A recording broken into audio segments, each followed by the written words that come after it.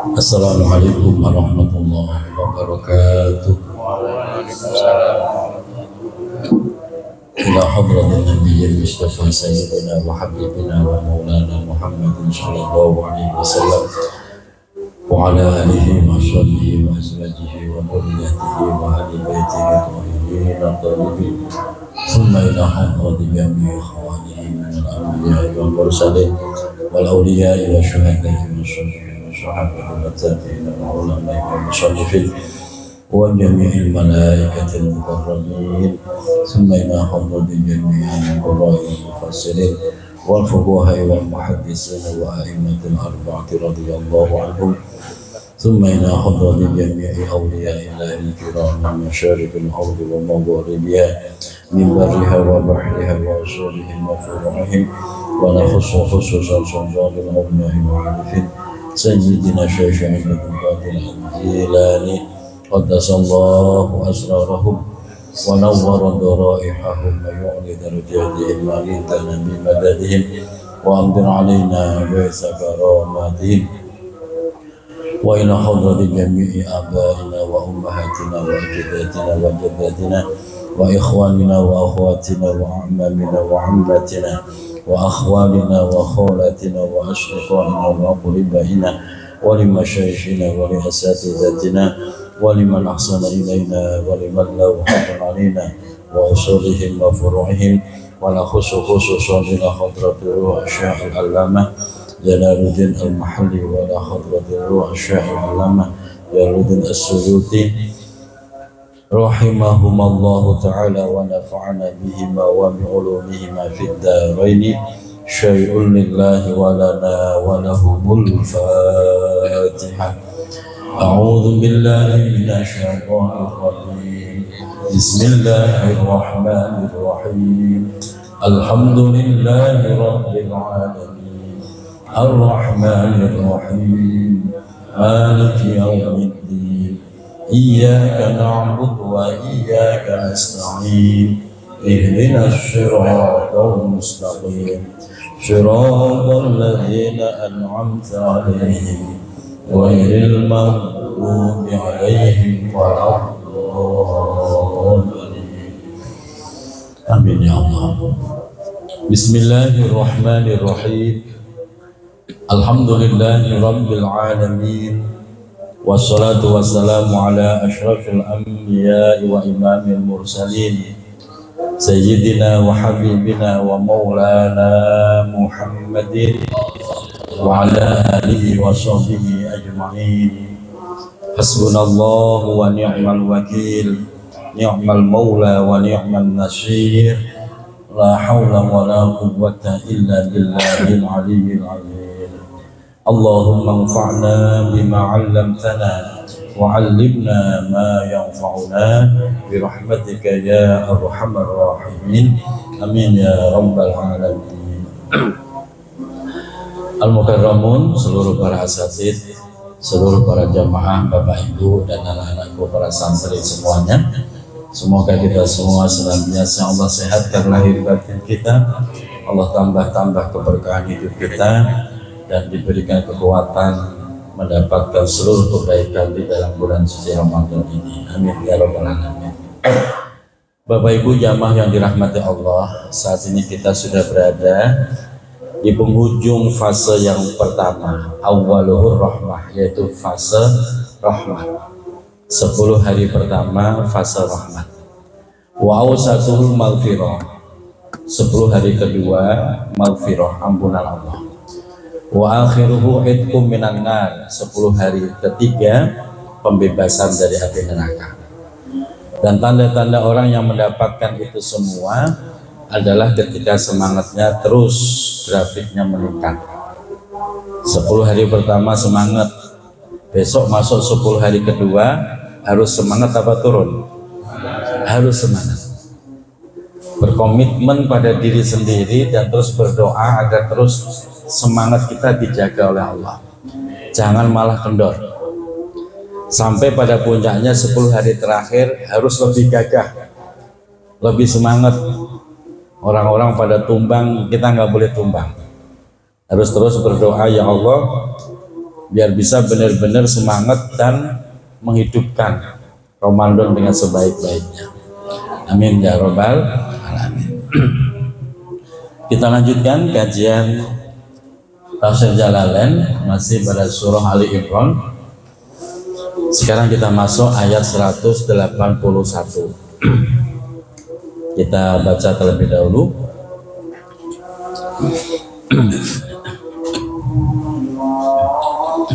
A'udzu billahi minasy syaithanir rajim.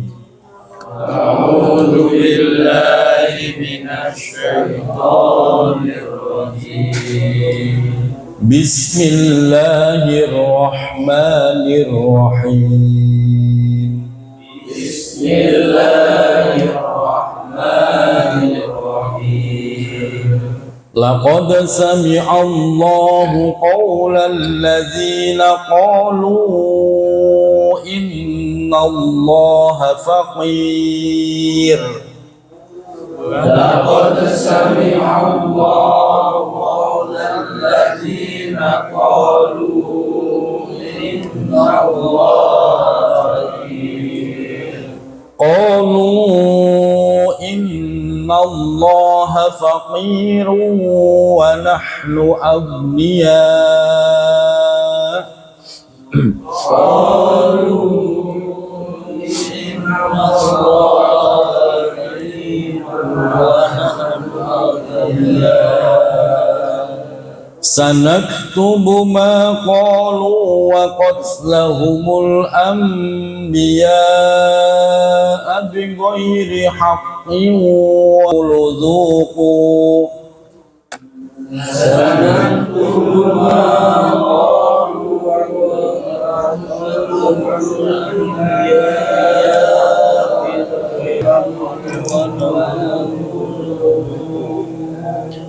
wa naqulu dhuqu 'adzabal hariq. Wa naqulu dhuqu 'adzabal hariq. Dzalika bima qaddamat aydikum wa anna Allaha laysa bizallamin lil 'abid. Dzalika bima qaddamat aydikum wa anna Allaha laysa bizallamin lil 'abid. Alladzina qalu inna Allaha 'ahida ilayna alla nu'mina li rasul. Alladzina qalu inna Allaha 'ahida ilayna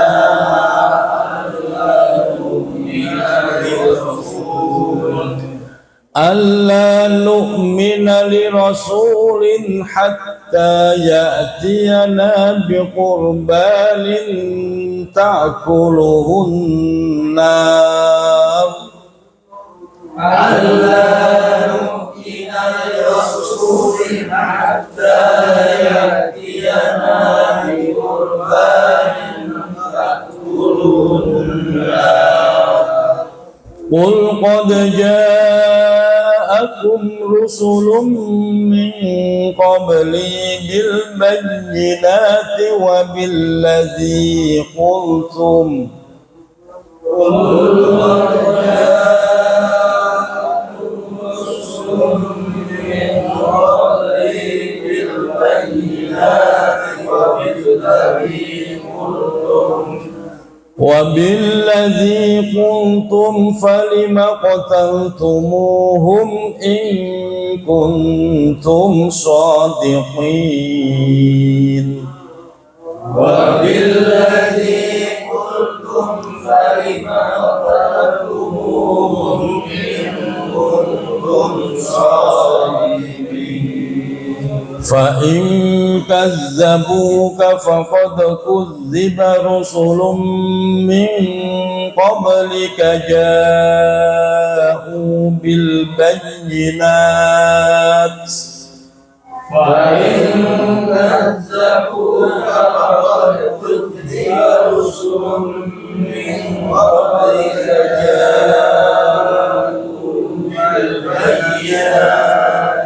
بالبينات والزبر والكتاب المنير بالبينات والزبر والكتاب المنير كل نفس ذائقة الموت كل نفس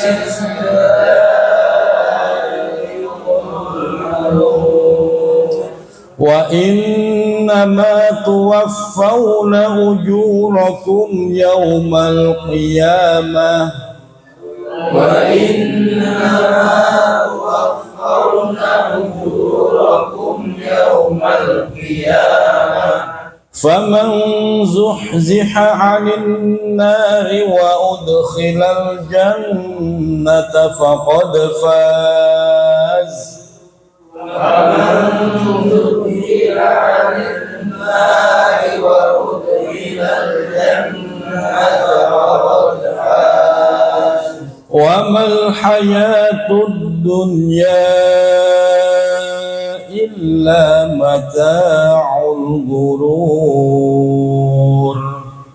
وما الحياة الدنيا إلا متاع الغرور صدق الله العظيم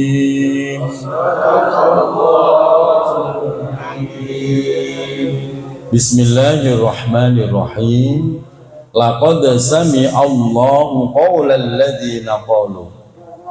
Laqad sami'a, sungguh benar-benar telah mendengar. Laqad sami'a, sungguh benar-benar telah mendengar. Siapa yang mendengar? Allahu, yaitu Allah. Ini namanya fi'il fa'il. Jadi susunannya lebih jelas. Mendengar apa? Qaulal ladzina qalu. Qaulal ladzin, ucapan orang-orang. Qaulal ladzina, ucapan orang-orang. Qalu, yang mereka telah mengatakan. Begini nih perkataan mereka. Innallaha faqiru wa nahnu awliya. Kata mereka nih orang Yahudi, innallaha, sesungguhnya Allah, faqirun, adalah fakir. Coba kurang ajar nggak Pak? Ya, kalau udah begini bahasanya jangan diperhalus Pak. Ini kurang pendidikan. Terlalu halus itu. Ini udah kelewatan sikapnya. Dia mengatakan sesungguhnya Allah itu fakir. Di fakir itu berarti di bawah miskin Pak. Wa nahnu awniya, sementara kami itu golongan orang kaya. Wahum, mereka yang mengatakan adalah al-yahudu, yaitu orang-orang Yahudi. Ini orang Yahudi dari dulu ya begitu Pak. Qalu, orang Yahudi mengatakan demikian itu lamma nazala, ketika turunlah sebuah ayat yang bunyinya man dzalladzi yuqridullaha qardan hasanan fayudha'ifahu lahu adhafan katsirah. Ketika turun ayat itu yang ada di dalam surah Al-Hadid ayat 11 ada, dan ayat yang senada dengan itu dalam Al-Baqarah juga ada. Ayat itu kenapa kok sampai dikritisi oleh orang Yahudi, terus dia menyimpulkan Allah itu fakir? Karena ayat ini bunyinya begini Pak. Man dzalladzi, man siapa saja, dzalladzi seseorang, yuqridullaha, yang mau meminjamkan kepada Allah, qardon, dengan sebuah pinjaman, hasanan, yang baik, fayudha'ifahu lahu ad'afan katsirah, maka Allah akan membalas pinjaman itu dengan balasan yang berlipat-lipat. Mendengar ayat ini dengan pendekatan logika, mereka mengatakan, oh berarti Allah itu fakir. Buktinya apa? Butuh pinjaman dari kita manusia. Nah ini yang biasanya digunakan logika-logika orang filsafat begitu Pak. Jadi pendekatannya hanya logika dasar. Allah fakir, buktinya membutuhkan pinjaman dari kita. Nah ini padahal maksudnya bukan begitu. Ini adalah seruan untuk berinfak di jalan Allah. Orang yang berinfak di jalan Allah itu diumpamakan seperti memberi pinjaman kepada Allah. Kalau kita yang minjemin kepada Allah, kira-kira Allah bakal balikin nggak? Pasti dibalikan. Allah itu nggak mungkin khianat. Beda kalau kita minjemin manusia, kadang dibalikin, kadang enggak. Betul. Banyakan dibalikin apa enggaknya? Makanya orang kadang suka menghindar kalau ada orang mau pinjam, menghindar itu. Karena ya itu tadi, ujung-ujungnya nggak dibalikin. Tapi kalau kita minjemin ke Allah, pasti dibalikin. Dan cara Allah mengembalikannya dengan ad'afan kasirah, kelipatan yang begitu banyak. Ayat ini dibuat redaksi seperti ini tujuannya untuk memotivasi kita bahwa ketika kalian infak, uangmu tidak benar-benar hilang, hanya dipinjamkan sementara di jalan Allah. Nanti pasti akan dikembalikan lagi oleh Allah kepada kita dengan kembalian yang banyak. Orang Yahudi hanya pendekatan logika, hanya memahami teks secara bahasa saja, tidak paham makna yang besar di dalamnya, yang ngatain Allah itu fakir sementara kami itu kaya. Nah, ini kekurangan ajaran orang Yahudi. Di ayat yang lain juga sama Pak. Orang Yahudi mengatakan yadullahi maglulah. Wa qalatil yahudu yadullahi maglulah. Dia mengatakan tangan Allah terbelenggu, pelit. Buktinya saya berdoa belum dikabulin. Jadi orang Yahudi itu pendekatannya logika-logika dangkal begitu Pak. Karena dia merasa berdoa terus nggak dikabulin, menyimpulkan bahwa Allah itu pelit. Makanya kita nih orang mukmin jangan seperti itu cara berpikirnya. Kalau kita berpikirnya seperti itu, ya tak ubahnya kita seperti orang Yahudi. Naudzubillah min. Pernah terpikir seperti itu Pak? Sebelum ngaji. Kayaknya pernah deh. Itu jangan. Waqalu, orang Yahudi mereka mengatakan laukana goniyan, laukana seandainya Allah itu goniyan benar-benar kaya, mastaqrabnahu, kenapa kami harus meminjamkan kepada Allah? Emang Allah nggak punya? Kok pakai butuh infak dari kita? Ayo infak untuk Allah, di jalan Allah, untuk agama Allah. Emang Allah nggak punya? Emang Allah miskin? Kok sampai meminta infak dari kita? Itu pendekatan logika Yahudi begitu Pak. Makanya kalau ada orang kok cara berpikirnya begitu, berarti itu Yahudi masa kini Pak. Itu makanya pentingnya kita ngaji itu begini Pak. Kalau nggak paham, nggak ngaji, dia terjebak dalam logika Yahudi, tapi nggak sadar bahwa dia Yahudi. Makanya Yahudi itu Pak bisa dimaknai sebuah kelompok kaum, bisa dimaknai yaitu sebuah gerakan berpikir Yahudi. Dan orang Yahudi tidak akan pernah ridho dengan kita. Walan tardo angkal yahudu wan nasoro hatta tatabi'a millatahum. Orang Yahudi, orang Nasrani nggak akan ridho kepada kita sebelum kita masuk ke agama mereka. Maka dia akan ngacak-ngacak pola pikir kita, mindset kita akan dirubah. Bagi orang-orang yang nggak ngaji, dia manggut-manggut, bener juga ya. Jangan-jangan kok minta infak sedekah dari Jadi kita seakan-akan kan masuk akal kan itu Pak, tapi itu logika yang sesat yang dibangun oleh orang-orang Yahudi. Sanaktubu ma qalu, sanaktubu maka tulis,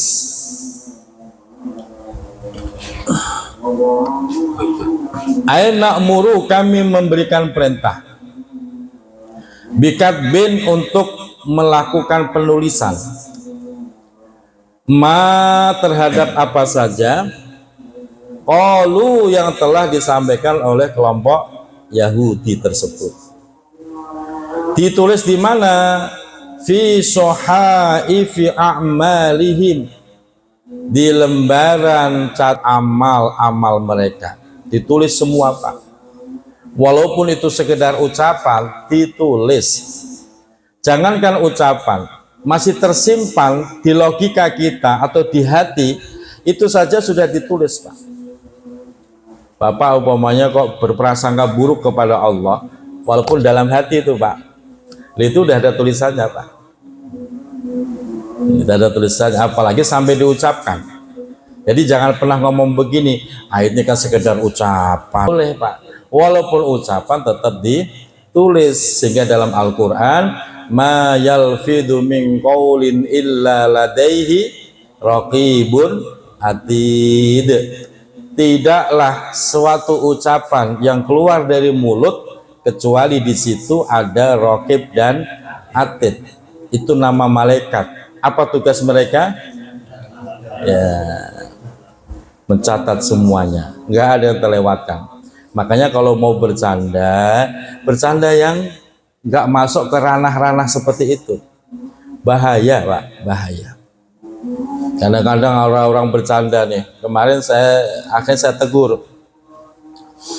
Lagi buka makan bareng, buka bersama.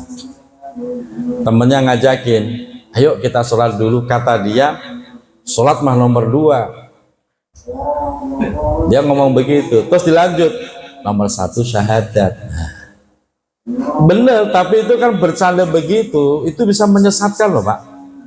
Sholat mah nomor, seakan-akan sholat itu nggak penting. Walaupun maksud dia sholat nomor 2, nomor 1 emang bener, ya kan?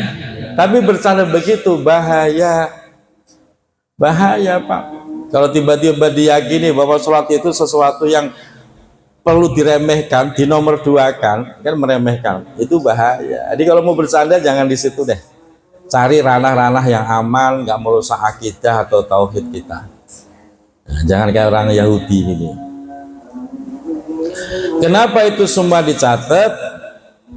Liyujazu alaihi, agar mereka semua dibalas alaihi, atas semua yang diucapkan.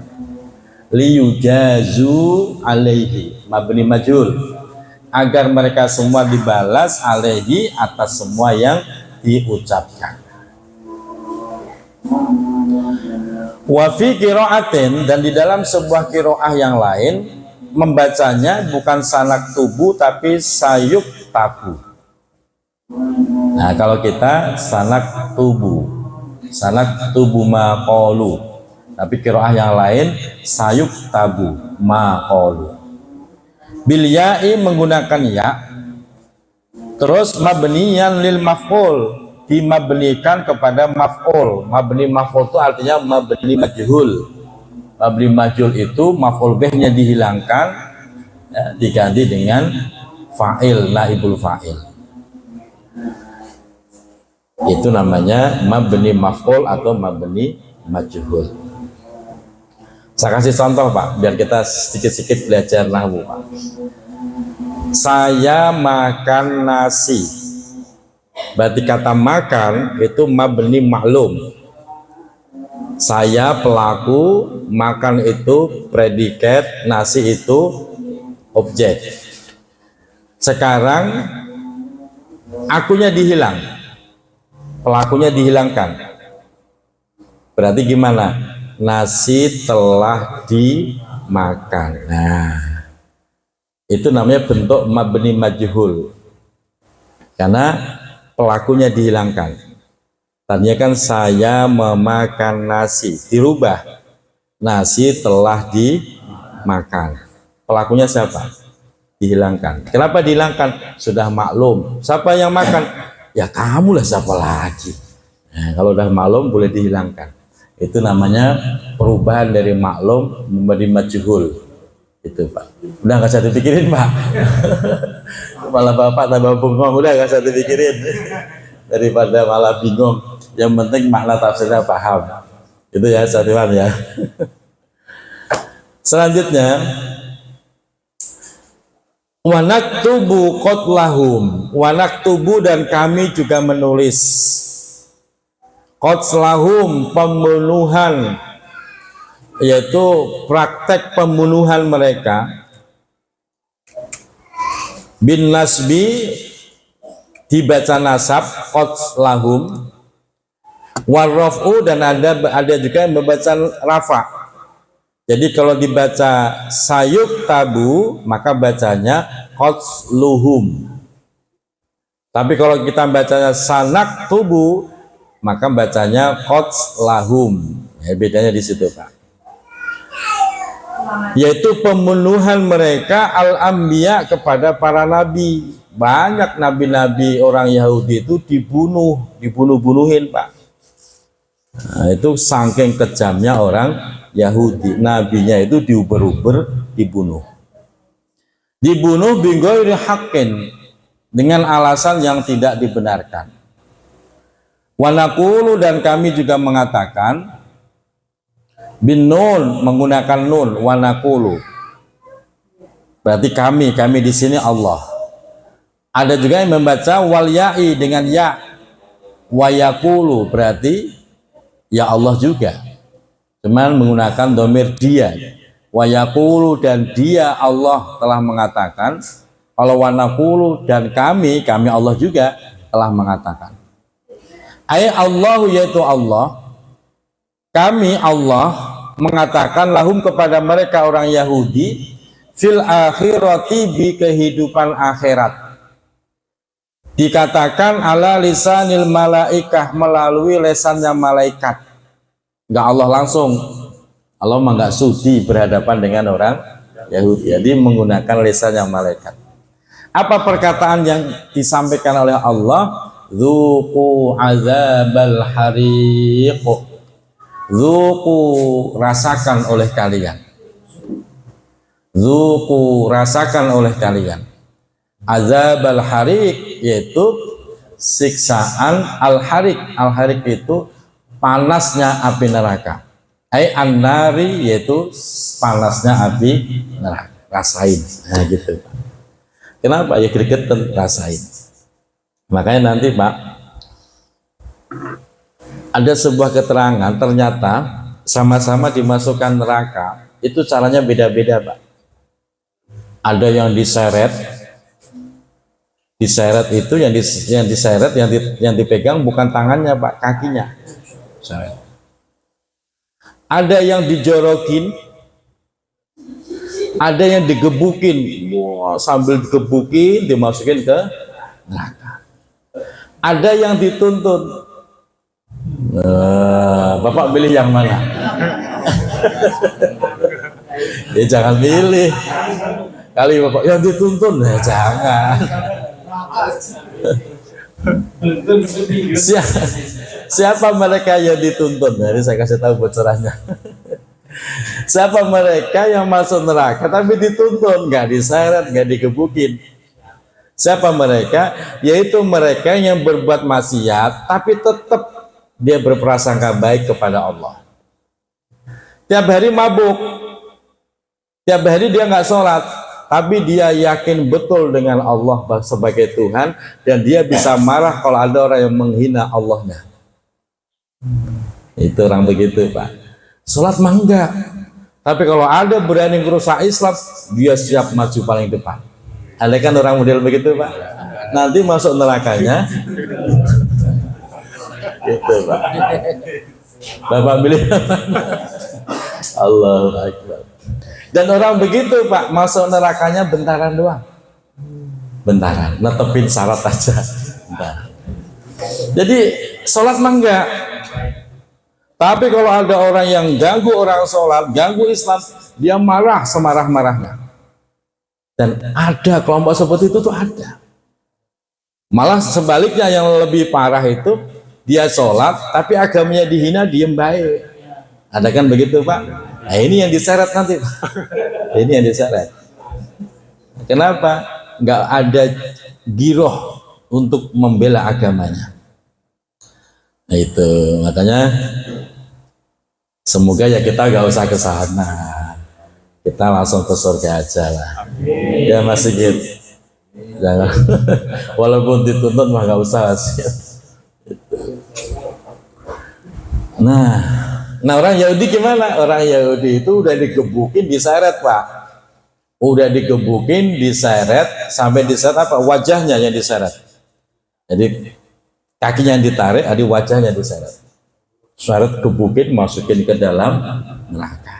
Nah, udah, zuku ada rasain tuh pedihnya siksa neraka. Naudzubillahi min wa yuqalu lahum, wa yuqalu dan dikatakan lahum kepada mereka orang Yahudi, idza ulqu ketika mereka dicemplungkan fiha di dalam neraka, dikatakan apa? Dzalika bima qaddamat aydikum. Dzalika itu semua, yaitu al-azabu siksaan tersebut, bima qaddamat karena sebab langkah kakimu. Kalau karena sebab perbuatan gitu aja Pak. Bima qaddamat karena sebab perbuatan aidikum oleh tangan-tangan kalian.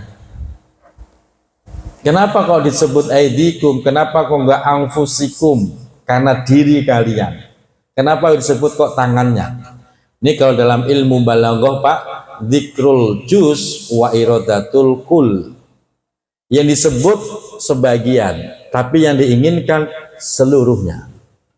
Jadi disebut tangannya, tapi ini mewakili seluruh badannya. Jadi yang dimasukkan ke neraka bukan tangannya doang, ya semuanya. Ini dalam ilmu balaghah begitu. Ubbiro biha, ubbiro dibentuk takbir biha dengan kalimat aidikum, anil insani tentang sosok manusia. Jadi takbirnya, bentuk kalimatnya aidikum untuk menggambarkan sosok manusia. Kenapa? Li'anna aksarul af'al. Karena sesungguhnya kebanyakan dari perilaku seseorang tuzawalu biha, itu dilakukan oleh tangan. Maka tangan mewakili badan manusia. Itu. Makanya kan ada bahasa begitu, alam ini rusak karena tangan-tangan tak bertanggung jawab. Maksudnya tangan apa manusia? Ya manusia, masa tangan doang gentayangan? Ya manusia. Nah, ini namanya ilmu balaghah, untuk menegaskan karena rata-rata pekerjaan itu dilakukan oleh tangan.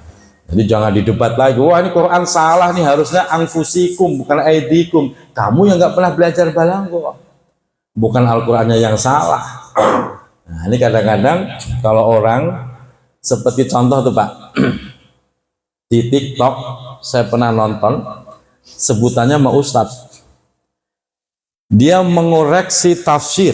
Dia katakan surah Al-Qari'ah semua ulama mengatakan adalah hari kiamat. Salah kalau menurut saya, kata Ustadz itu. Al-Qari'ah itu harusnya pembaca, sebagaimana Qari'ah Al-Quran, pembaca Al-Quran. Bapak pernah lihat ya? Saya lupa tuh nama Ustadznya itu. Ya saya ngelus dada Pak, orang kok gobloknya sampai begini gitu. Ngelus Pak, kebangetan, nyalain ulama semua kok Pak, dianggap dia paling benar. Dia nggak bisa bedain Al-Qari'ah tulisan pakai ain apa pakai hamzah, dia nggak paham. Kalau Qari'ah pembaca itu pakai hamzah, Al-Qari'ah. Kalau tulisan pakai ain, Al-Qari'ah, itu hari kiamat, udah bener itu. Dia nyalah-nyalahin ulama. Siapa sih lupa saya namanya itu? Saya lihat, dia Saiful, Saiful, siapa itu? Saya cek follow, saya cek followernya juga banyak pengikutnya.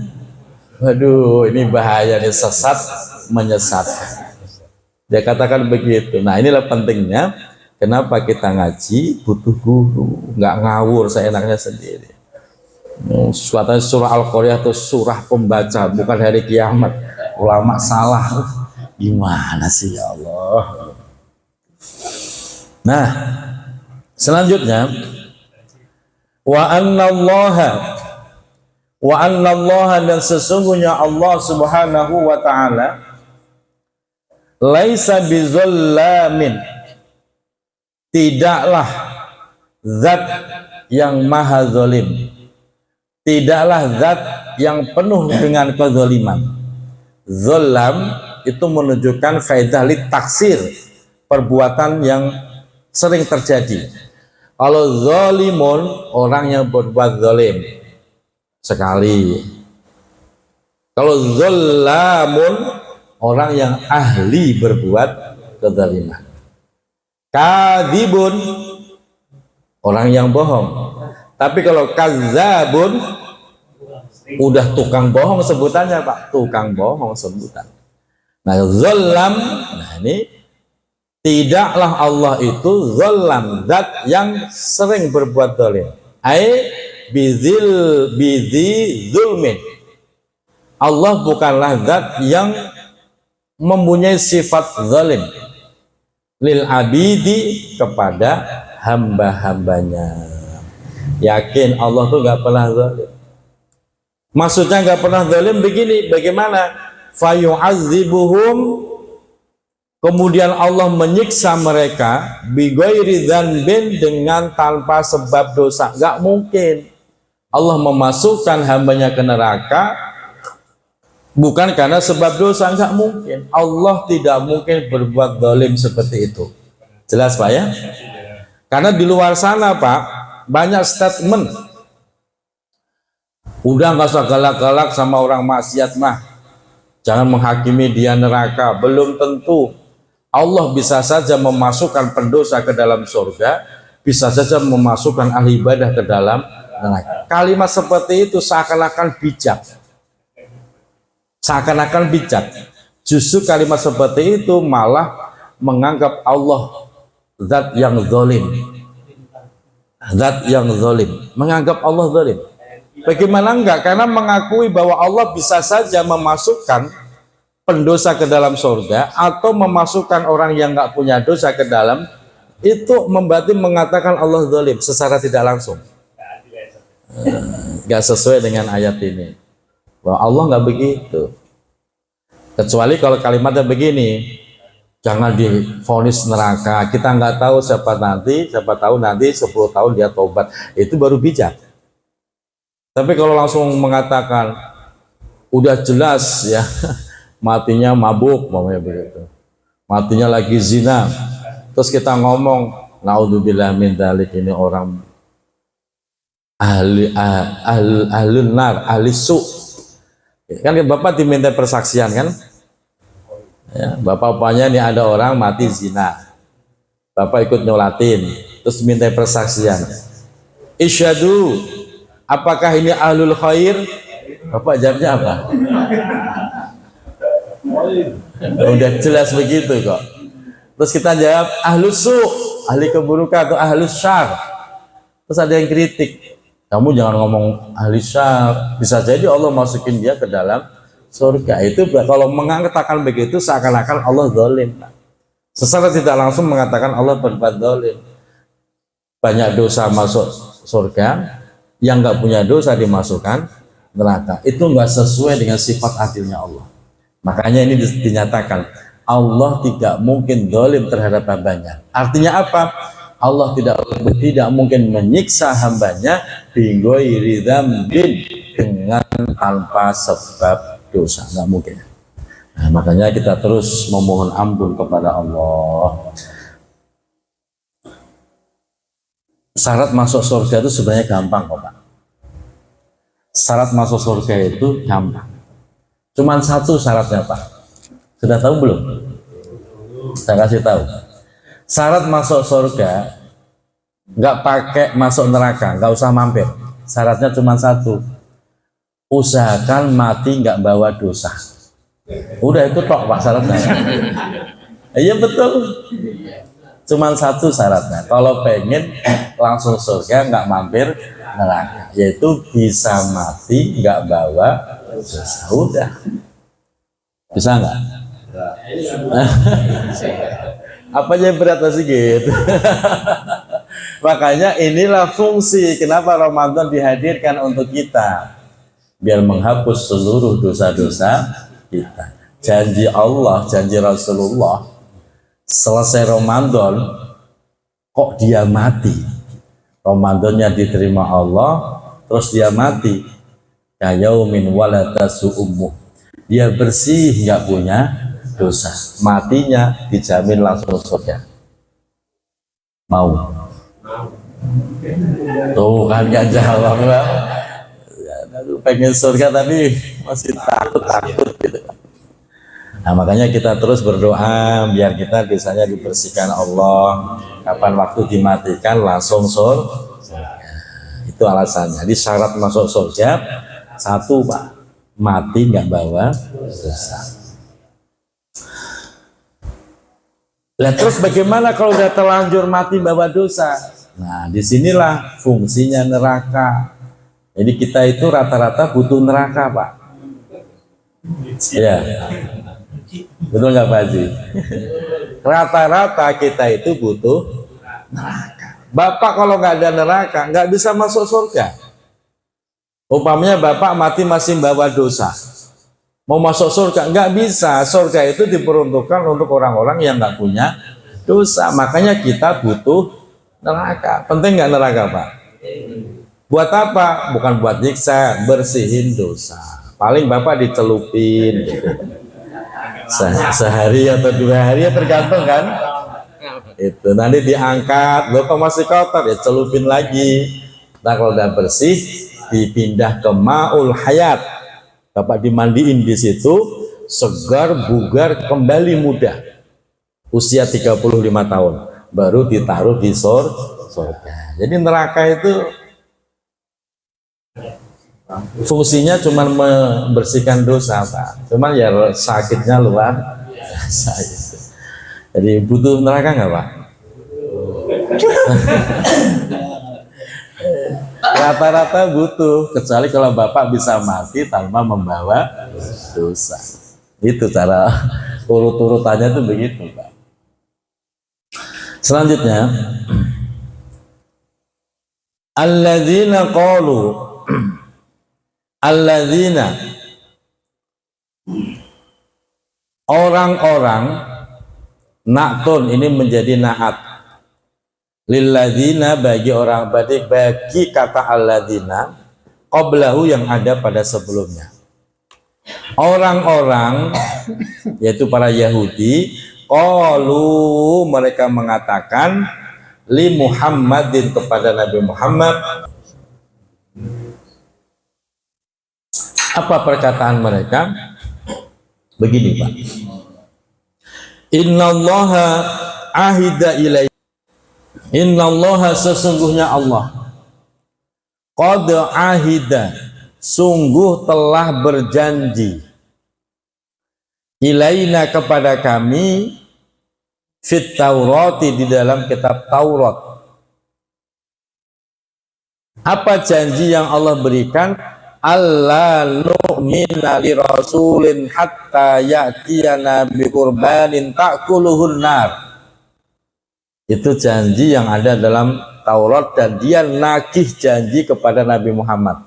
Orang-orang Yahudi nagih janji kepada Nabi Muhammad. Maksudnya apa? Alla nu'mina, kami tidak akan beriman li rasulin kepada seorang rasul, ai nusaddiquhu, kami tidak akan membenarkan kerasulannya, hatta ya'tiyana, sehingga dia mendatangi kami.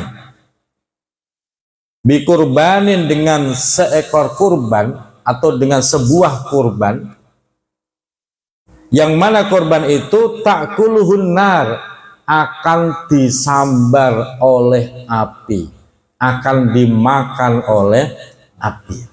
Jadi dulu Pak, cara pembuktian kebenaran ucapan seorang nabi, ucapan orang yang jujur, pembuktiannya itu harus mengeluarkan kurban. Entah terserah kurbannya, entah itu hewan, entah itu buah-buahan, makanan-makanan, sebuah persembahan. Kalau persembahan itu disambar api dari langit, tahu-tahu ada api menyambar makanan itu sampai hilang, berarti omongan orang ini benar. Berarti pengakuan dia sebagai rasul itu benar. Dulu begitu Pak. Termasuk korbannya Qabil dan Habil, ya begitu Pak. Itu kan gara-garanya ketika perintah itu turun bahwa pernikahan harus disilang. Qabil harus menikahi kembarannya Habil, Habil menikahi kembarannya Qabil.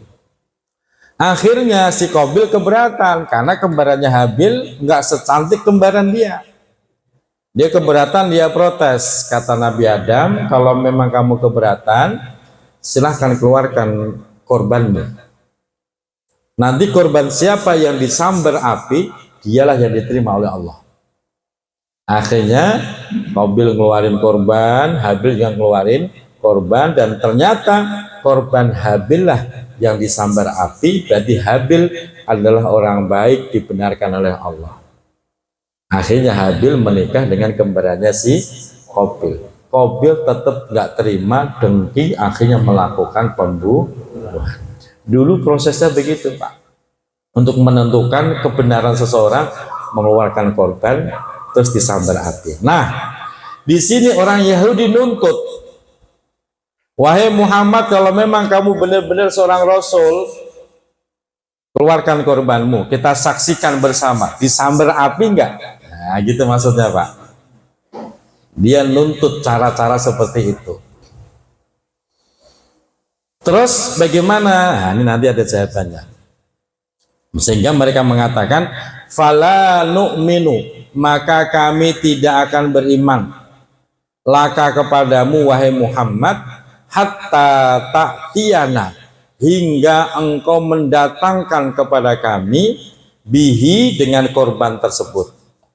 Wahua, korban yang dimaksud adalah ma yutaqarrabu bihi ilallah, ma yaitu sesuatu bagian dari nikmat Allah, entah binatang, entah makanan, yang mana sesuatu itu yutaqarrabu, untuk dijadikan alat pendekatan, alat mendekatkan diri bihi, dengan perkara tersebut, mendekatkan diri ilallahi, kepada Allah. Dan barang yang digunakan min ni'amin, bagian dari nikmat-nikmat Allah, wa ghairiha, dan yang selainnya. Itu proses pembuktiannya seperti itu. Itu yang dituntut orang Yahudi kepada Nabi Muhammad. Fa'inku bila ja'at naru bayda'u minas sama'i. Fa'inku bila, maka jika diterima korban tadi, ja'at, maka pasti datang, narun, yaitu api, bayda'u, yang berwarna putih silau, menyilaukan, minas sama'i, yang datang dari langit, fa'ahraqathu, sehingga api itu akan membakar korban tersebut, wa illa, dan jika tidak diterima, baqiyah, maka korban tersebut akan tetap ada, maka nahu, pada tempatnya. Nah, itu dulu begitu Pak. Nah, Rasulullah dituntut, benar nggak kamu seorang rasul? Coba lakukan proses itu. Wa ahida ila bani Israel. Wa ahida, Allah berjanji seperti itu, ila bani Israel, kepada bani Israel, dalika, seperti itu, illa fil masih, illa fil masih, kecuali fil masih, yaitu pada masa Al-Masih wa Muhammad. Al-Masih itu berarti Isa Pak ya, wa Muhammadin dan Nabi Muhammad. Jadi inilah jeleknya orang Yahudi. Intinya dia mah nggak mau beriman, sehingga dia mengajukan pernyataan seperti itu untuk mempersulit Rasulullah. Allah Ta'ala, Allah berfirman, Qul, katakan wahai Muhammad. Allah membela nabinya. Qul, katakan wahai Muhammad, lahum kepada mereka orang-orang Yahudi, taubihan, sebagai bentuk penghinaan. Jadi Rasulullah diajarin cara menghina orang Yahudi. Boleh nggak menghina Yahudi? Nah, emang udah kebangetan begitu loh Pak.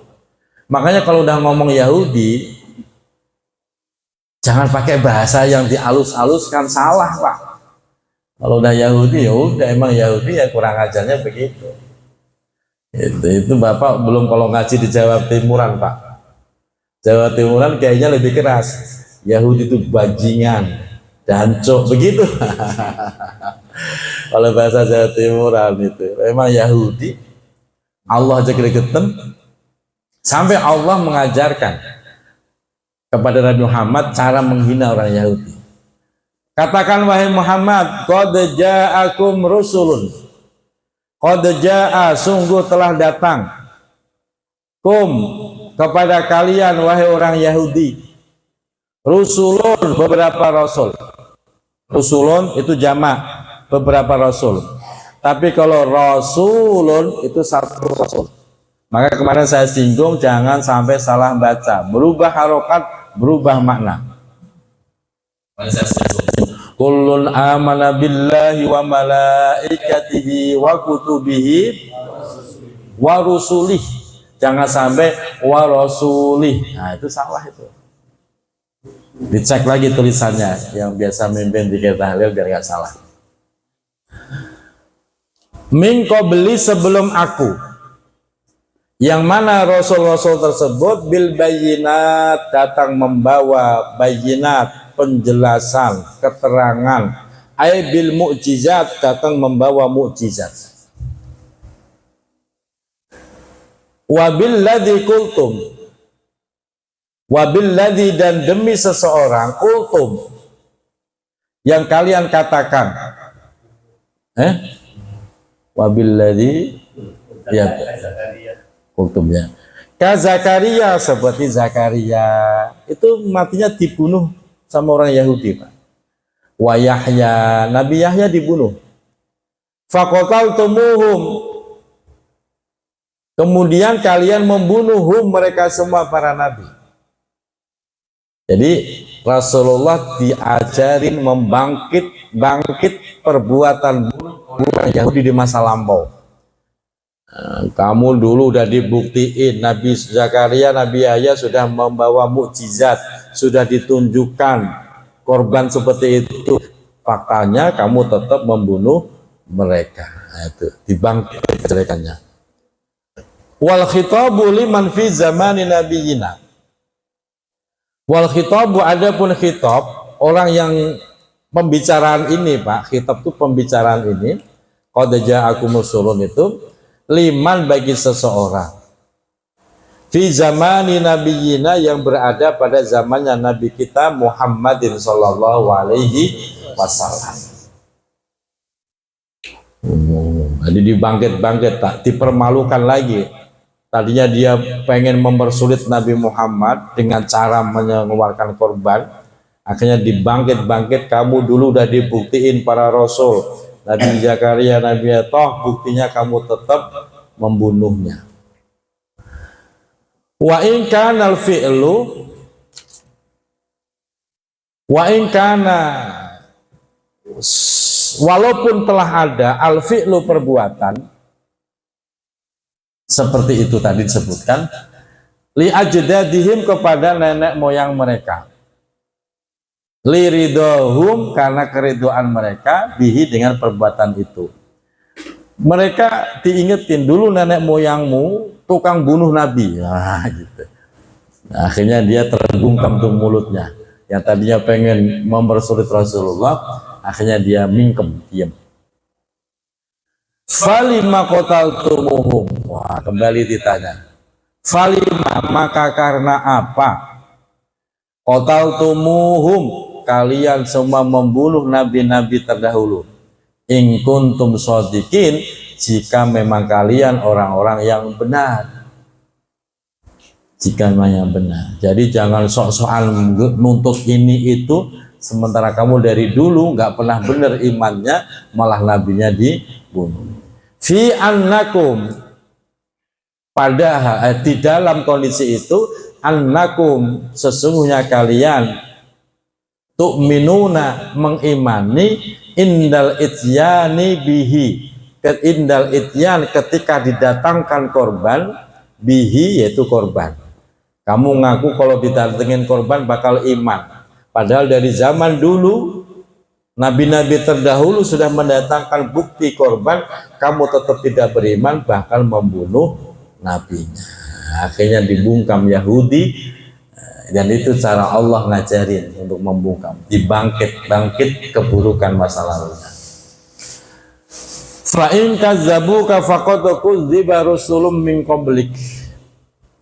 Fa in kazzabuka, maka ketika mereka membohongimu wahai Muhammad, mendustakanmu wahai Muhammad. Nabi Muhammad tidur nih sama Allah, kalimat ini.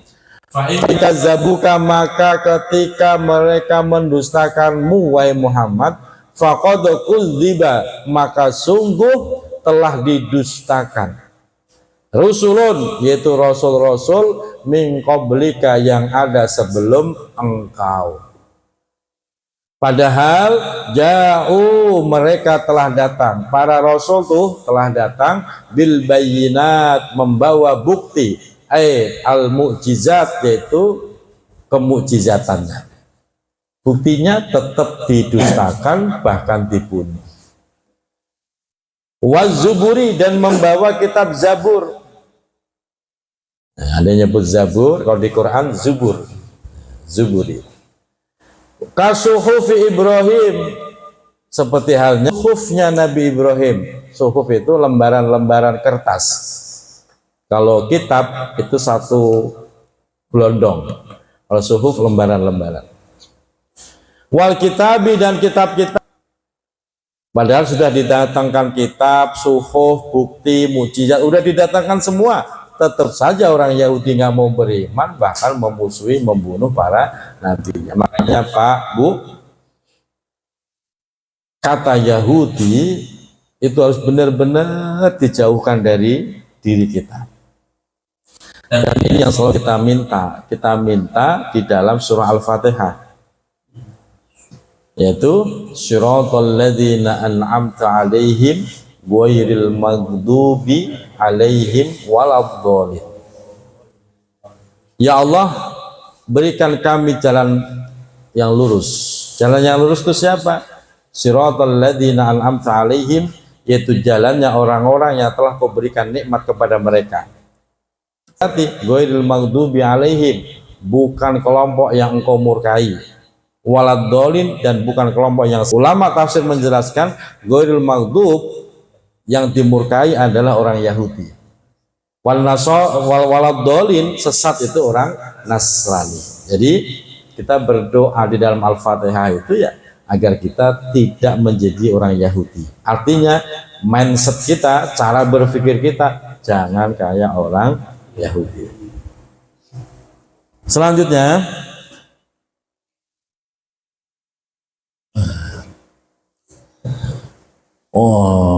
wal kitabi wa fi qiraatin, dan dalam sebuah qiraah bi isbatil ba fihima, di dalam dua kalimat tersebut, maksudnya menetapkan ba. Jadi begini Pak, ja'u bil bayyinati wa biz zuburi wa bil kitab, baknya dimunculkan dalam sebuah qiraah.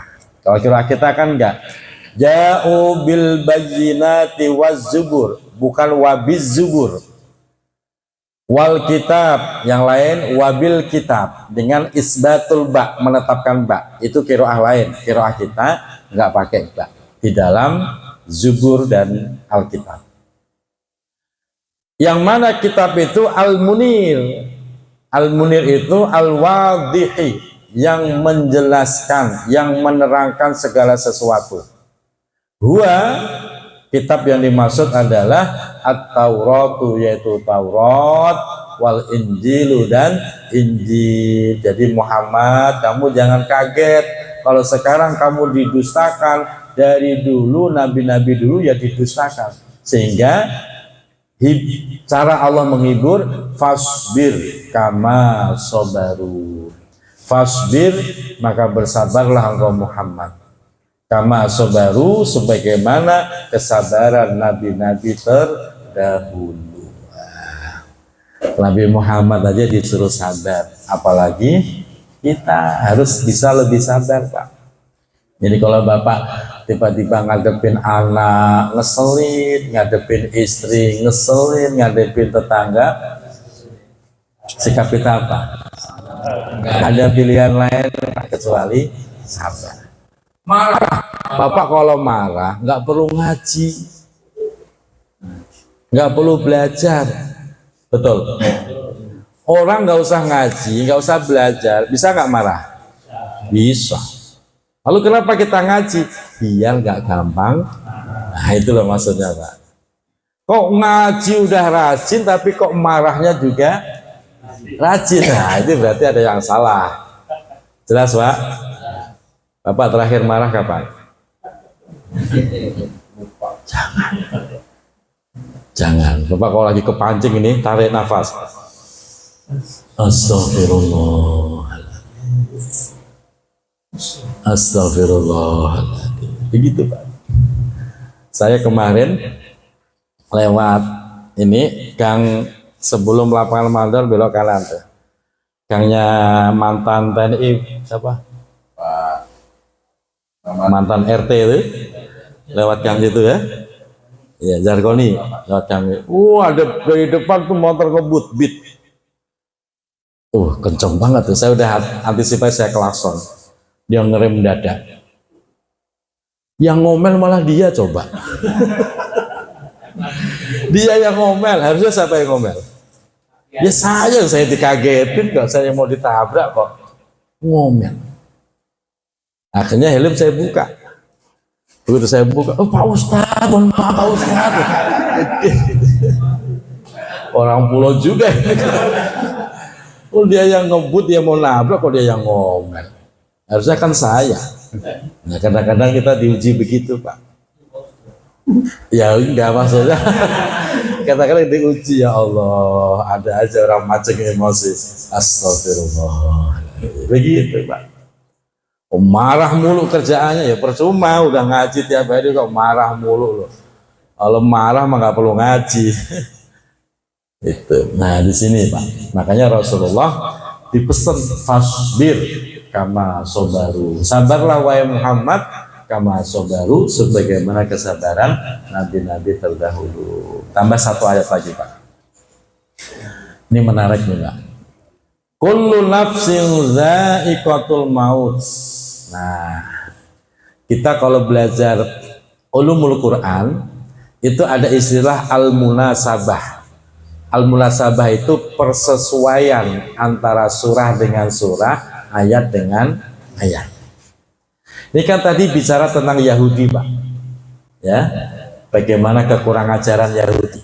Tiba-tiba ayat berikutnya bicara tentang kematian. Kullu nafsin dha'iqatul maut. Setiap yang berjiwa, setiap jiwa, setiap manusia, lebih tepatnya jiwa, dha'iqatul maut, pasti merasakan kematian. Apa hubungannya dengan ayat sebelumnya?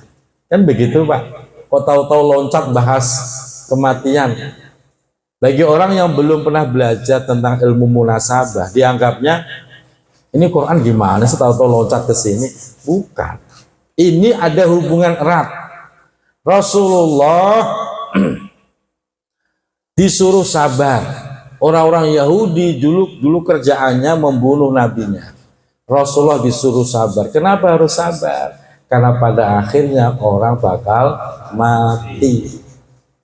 Nah, orang mati, bekal yang paling baik adalah amal dan kesabarannya. Kalau nuruti emosi, nuruti ego, marah mulu. Kalau marah, merusak ibadah kita sendiri, merusak amal kita sendiri. Nah, ntar kalau mati, rugi kita. Ini kaitannya. Makanya langsung disambung dengan tentang kematian. Sabar, tenang, disabarin, gak usah marah. Setiap orang pasti mati. Oh, itu orang ngeselin. Yang ngeselin paling berapa tahun sih? Ya, biarin baik, entar lama-lama juga terserah, entah dia dulu yang mati atau kita yang mati duluan, ya intinya mati. Nah, itulah maksudnya Pak. Orang dulu kan begitu nasihat, udah disabarin, biarin aja, entar lama-lama juga mati. Itulah Pak, itu kaitannya ke situ. Jadi jangan dikira ini ayat gak ada hubungannya. Berarti kita belum paham. Kullu nafsin, setiap jiwa, entah itu manusia, binatang, pokoknya berjiwa, semua berjiwa. Termasuk pohon. Pohon punya jiwa nggak Pak? Pohon tuh punya jiwa loh Pak. Bapak kalau nggak percaya, ini pohon nih, biasanya buah kok nggak berbuah, Bapak ancam. Kalau nggak berbuah, gua tebang nih. Nggak lama berbuah Pak. Betul nggak Pak Rahmat? Bisa diancam. Atau dirayu juga bisa. Ini kamu saya siramin, saya pupuk, buah ya. Besok buah Pak. Jadi pohon itu bisa diajak ngomong, dia punya jiwa. Nah, setiap yang punya jiwa, suatu saat pasti mati. Kakek saya dari jalur Abah, itu kalau dulu nyiramin kacang panjang Pak, itu sambil ngomong, seger, seger, seger, biar berkah, berkah, berkah. Sambil ngomong nyiramin itu. Kata saya yang masih kecil ngomong, nanya ke Abah, ini Pak Yai Anwar ngomong sendiri kalau nyiramin tumpah. Bukan ngomong sendiri, itu ngomong sama pohon. Emang pohon bisa ngomong? Ah, logika anak kecil kan begitu Pak. Nah, ini rahasianya. Setiap jiwa dha'iqatul maut, pasti merasakan kematian. Yang namanya merasakan, ngincipin Pak. Dha'iqah itu merasakan dengan singkat. Kalau bahasa kita ngincipin. Maka yang benar setiap jiwa pasti ngincipin kematian. Yang namanya ngincipin banyak apa dikit? Sebentar apa lama? Sebentaran Pak. Bapak mati jam 8, jam 9 dikubur, udah langsung hidup lagi. Betul. Bapak mati jam 8, jam 9 udah masuk kuburan, hidup lagi nggak? Langsung dihidupkan lagi oleh Allah. Jadi matinya tuh bentaran doang, 1 jam, begitu Pak. Jadi sebentar. Kalau gitu nggak usah dikubur, biar nggak hidup lagi. Ya nggak begitu logikanya. Pasti akan dihidupkan lagi, pasti itu Pak. Makanya jangan pernah berpikir, masih muda, mati mah, jangan. Setiap orang pasti mati dan sesuai ajalnya masing-masing. Makanya pertanyaannya, mati penting nggak? Nah, kemarin udah kita bahas ya, penting Pak. Kalau nggak mati, Bapak nggak bisa ngerasain pahala sholat, puasa, segala macam, nggak bisa. Nah, tujuan Allah mematikan itu, wa innama tuwaffauna, sungguh tuwaffauna, kalian semua akan dipenuhi ujurakum, dengan pahala kalian masing-masing. Begitu kalian mati, kalian akan dipenuhi pahala dan upahnya, diberikan semua. Jazaa a'malikum, balasan dari amal perbuatan kalian. Terserah mau perbuatan baik atau perbuatan buruk, semuanya akan dipenuhi dan dibalas oleh Allah. Kalau yang mati orang solih, maka kematian itu adalah cara dia memanen hasil daripada pekerjaan waktu di dunia. Begitu Bapak mati, pahala sholat dikirim nih, pahala sholat kamu Haji Herman, begitu. Nih pahala puasa kamu Haji Rizal, begitu Pak Haji. Jadi jangan khawatir gitu loh. Ini pahala kirim. Tapi kalau yang mati orang yang nakal, ahli maksiat, ya dikirim juga. Nih ganjaran kamu mabuk, nih ganjaran kamu judi, ya udah gitu. Itu tujuannya. Makanya bagi orang mukmin yang solih, kematian itu ditunggu-tunggu karena pengen merasakan balasan ibadahnya. Kapan itu diberikan? Yaumal qiyamati, besok di hari kiamat. Sementara al-qabru, kuburan, itu merupakan alam pertama kehidupan akhirat. Jadi walaupun belum kiamat, di kuburan sudah mendapatkan balasannya. Begitu besok kiamat, Bapak langsung dapat yang lebih sempurna, yaitu surganya Allah. Di kuburan belum surga, baru di taman surga. Makanya kuburannya orang mukmin yang solih menjadi raudhah, taman surga, taman surganya Allah. Itu Pak. Di tamannya udah seneng nggak? Seneng taman. Nah ini yang harus kita pahami bersama. Faman zuhziha, faman maka siapa saja zuhziha yang dijauhkan, ai bu'ida dijauhkan, anin nari dari neraka, wa udkhilal jannata dan dimasukkan ke dalam surga. Makanya orang yang seperti ini nih, faqad faz, sungguh dialah orang yang beruntung. Sungguh dialah orang yang beruntung. Jadi orang yang beruntung bukan yang jabatannya tinggi, hartanya banyak, tidak. Orang yang beruntung ketika nanti dia dijauhkan dari neraka, dimasukkan ke dalam, itulah beruntung. Nala goyata matlubihi, nala orang itu telah memperoleh goyata matlubihi, puncak dari yang dia cari selama hidup di dunia. Puncak dari perkara yang dia cari selama hidup di dunia. Kenapa kita sholat? Kenapa kita puasa? Kenapa kita ngaji? Apa yang kita cari dari itu semua? Yang kita cari adalah ridhonya Allah. Dan ridhonya Allah adalah surga, diwujudkan dalam bentuk surga. Ini puncak perkara yang kita cari, yaitu Pak. Nah, semoga kita mendapatkan semuanya. Wa mal hayatud dunya, dan tidaklah kehidupan dunia itu, ai al aisyu, kehidupan fiha di dalam dunia, tidaklah kehidupan dunia itu illa kecuali mata'ul ghurur, kenikmatan yang menipu. Banyak orang waktu miskinnya rajin ibadah, begitu kaya lupa sama ibadah. Betul? Itu namanya benar-benar dia tertipu oleh harta dunia. Al-batili, yang batil, udah menipu batil. Yutamatta'u bihi qalilan, dunia itu dinikmatinya qalilan, sedikit, sebentar ruangan Pak. Kita menikmati dunia berapa tahun? Paling 60 sampai 70. Sementara di akhirat satu hari 1000 tahun. Inna yauman indallahi ka alfi sanatin mimma ta'uddun. Satu hari di sisi Allah, yaitu hari kiamat, itu 1000 tahun kehidupan dunia. Kalau Bapak 60 sampai 70 tahun hidupnya, dibanding satu hari di akhirat cuma 8 sampai 9 menit. Bapak hitung sendiri kalau nggak percaya.